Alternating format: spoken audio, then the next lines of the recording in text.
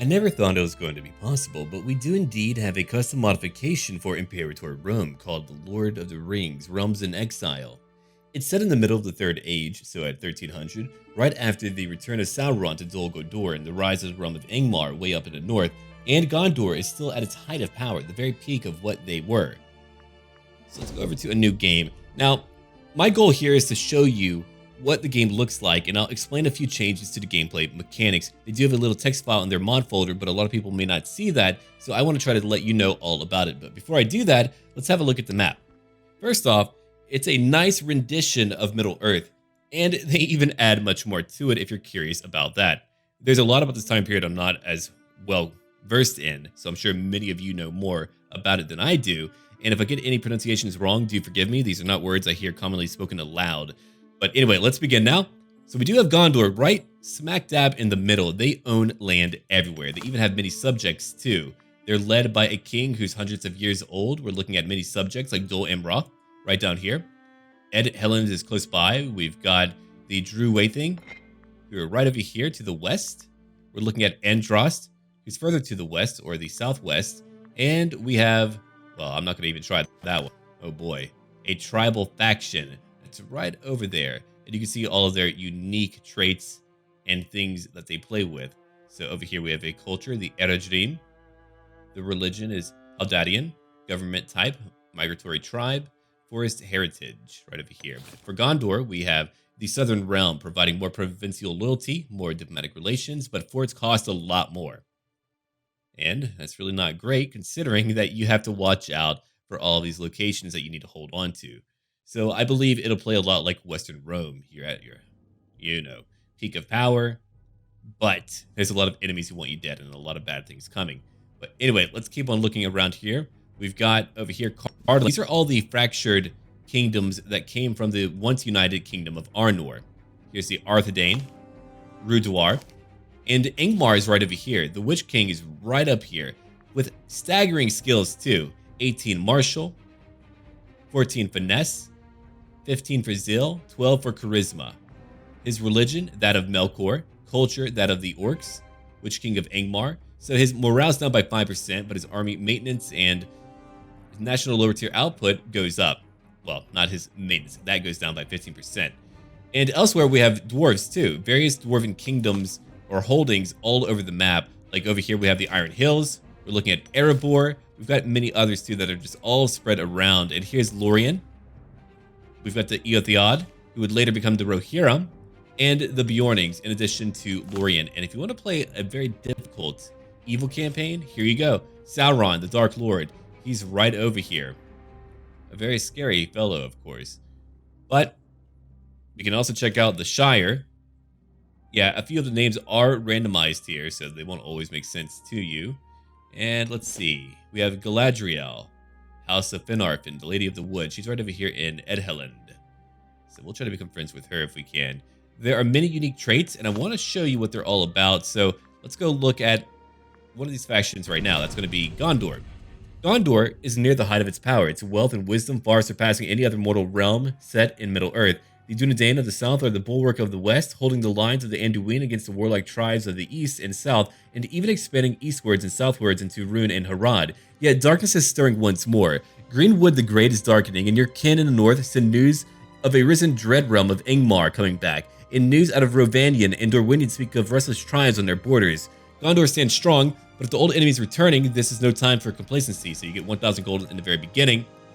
And there's many other tribes and factions too that you can play as. It's not just the commonly known factions over in the west, but many out to the east too. It would be very interesting to see the Blue Wizards pop up one day. Ah, Dale! There you are!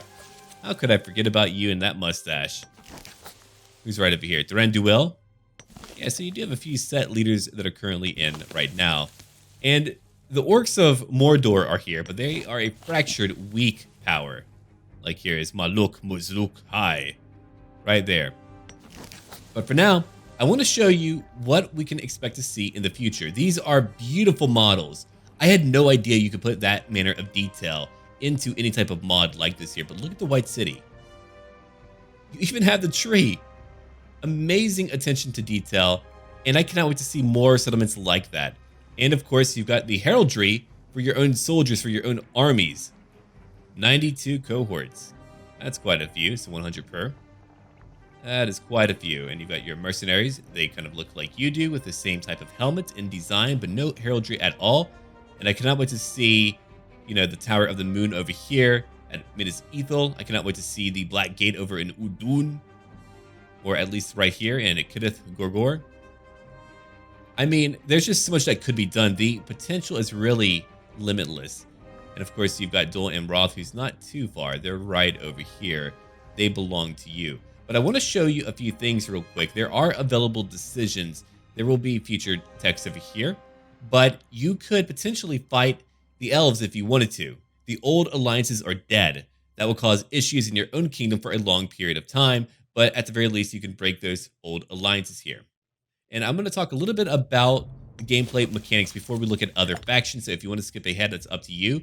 But let's go ahead and do that real quick before I get into the individual traits. So we're looking at upper tier, middle tier, tribesmen, and lower tier. Let's go over the changes that this mod introduces. So citizens, freemen, slaves, and tribesmen are now upper tier, middle tier, lower tier, and tribals. Citizens, or upper tier, provide a bit of manpower, middle tier provide a bit of income, and tribals provide twice as much manpower as in the base game. Tribals promote only to lower tier, not middle tier. And assimilation and most conversion has been disabled. Also, colonization doesn't require country culture population. So if I come over here to Kenneth Ungol, I can colonize just like that. Done. Nice hair, man. Okay, so units are also 10% of the size here. Attrition weight has also been reduced by 90%.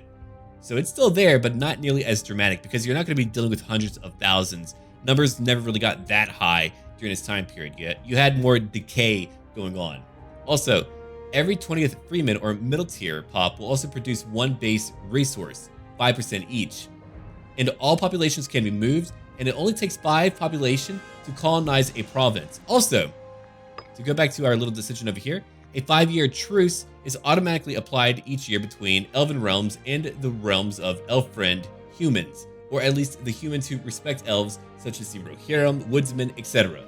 That effect can be broken via this decision right over here, so you get consequences for many years in the form of internal unrest. And there's also a -200 opinion modifier that is applied between the Melkor religion realms and those of the good realms. Alright, so now let's go check out some of these traits here for our king. We've got some unique ones, so if you want to work on your Middle-earth eugenics program, you can. We've got over here the strong blood of Numenor. The blood of Numenor runs almost true in his character, granting a lifespan thrice that of lesser men. Those of such prestigious heritage stand as kings among men. They tend to stand a head taller than most folk, and they have an almost elvish air about them. And over here, we've got the blood of Anarion. Anarion was the second son of Elendil, High King of the Dunedain, and while Anarion perished in the wars of the Last Alliance at the end of the Second Age, his son took up the role of Gondor, and his heirs have been the primary protectors of the West ever since, holding the Anduin against the orcs and wild men of the East and South. As such, this lineage, descended from the legendary Baron and Luthien of the First Age who contended with Morgoth himself, commands great respect from all the Dunedain and has earned the chief hatred of the Dark Lord Sauron. If anyone could unite the race of men under a single banner, it would be the heirs of Anarion. And down here, let's go have a look at Galadriel. Sure, let's be friends for one. Let's have a look. Elf. Okay, so they get +1 to martial, finesse, +2 to charisma. Their fertility goes down by 0.30. Health is up by 5%. This character is an elf. A race that is considered to be the wisest and fairest in Middle-earth, though the days of their might are long gone, and the armies of the First and Second Age are no more, and the old alliances are broken. Hey, hold on, not yet. The elves who remain in Middle-earth do so for the love of their lands that they have fought and bled to defend throughout the long ages. Alright, so we can see her. We've also got a few other things, like her spouse, Celebrian, right over here. And she even has her own unique trait.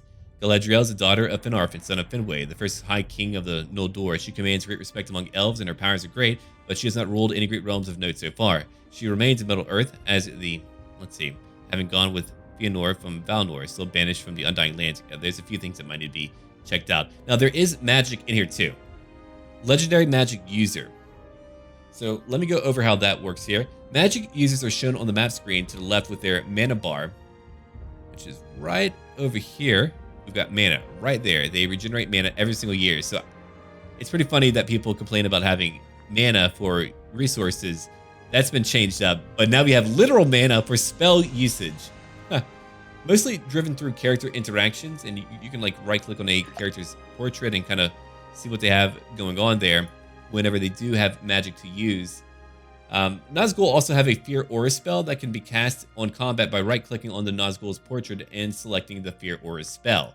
So we'll go check that out right now, I suppose. Yeah, let's go do that right now. But no, they've got that terrain just about right. It's looking really good. We've got the Shire over here, so it's going to be really cool to see how this all plays out. And of course, we've got Linden, who I can't wait to try out, or even any of the dwarves. And we're here. We're checking out Angmar right now. You can see him right over here on the top left. He's got a very powerful ability called Dark Wards. Currently, the Witch King and Sauron have spells. A lot of the magic is still very much a work in progress. Elves and Dunedain have no spells as of right now. But Dark Wards makes your capital extremely hard to conquer. Check it out. Attrition goes up by 500%. Garrison size goes up by 100%. Garrison growth up by 20%. Local fort defense up by 500%. And hostile attrition up by +5. So you can see the little text here. You can cast a powerful Dark Ward to secure your capital from enemy assault. Foul things such as giant spiders or creeping horrors will come to live in the surrounding areas. The water sources will be tainted at your command and all of that. So again, it's just a very great way for you to defend your capital.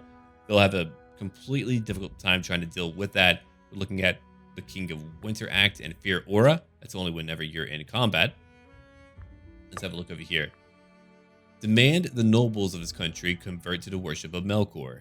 A new power is rising, its victory is at hand, and the nobles of your realm must join with it as you have. Some will join willingly. So we'll do that in the very beginning.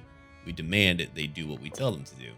So again, we can just see how powerful that the Witch King is. To have him go fight, I wonder how that would play out. We could probably go fight someone right away. Let's go check out this faction right over here. It might be time to fight your faction. I need to wait until November 1st. Well, I'm going to do that then. I'm going to go work on my, technology. I love having this orc here. Look at Gaznag. These orcs look really good. These are actually really good looking orcs. Here's a lady orc. Didn't want to see that. Oh no, they can mate. I hate that. I shouldn't have thought of that. Anyway, let's go back over here to the king. The Witch King. Nazgul. Plus 10% to health. We're looking at Orom. Okay, Omen power up by 50%. Omen duration up by 100%. Strong blood of Numenor and all that. Yeah. It is time for our war. I don't need to cast his belly. No, I'm here to fight. I'll call in my allies too. The Ashkai. And many others. Oh, we are going to war. I care not.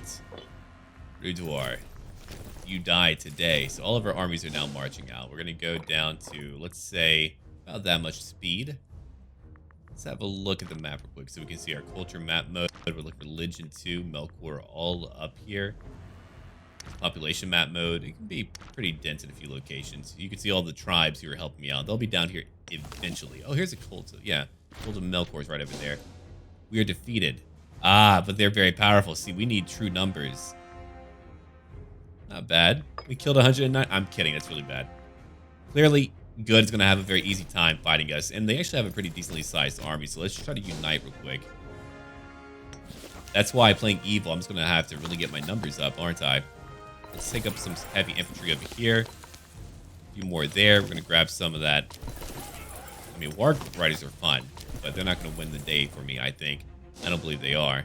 I'm not here to show you a grand victory. I'm just here to kind of show you what the overall combat will be like. Which for me is not always going to be great. All right, I don't want to attack you while crossing the water, but I do want you to get over here. Come on, let's go. All right, you're still pulling back. That's fine. I'll be there in just a minute. Don't you lose right away. I'll be so angry if you do. All right, so that battle's going on. And I wonder, can I cast it? No, that's not what I need. I'm waiting for him to actually get into combat. So now he's going to beat my army, but we lured him in. And then what I'll do, I'll lower the speeds a bit. We'll bring in more units. All right, he did it. Now we can go look at what he's doing.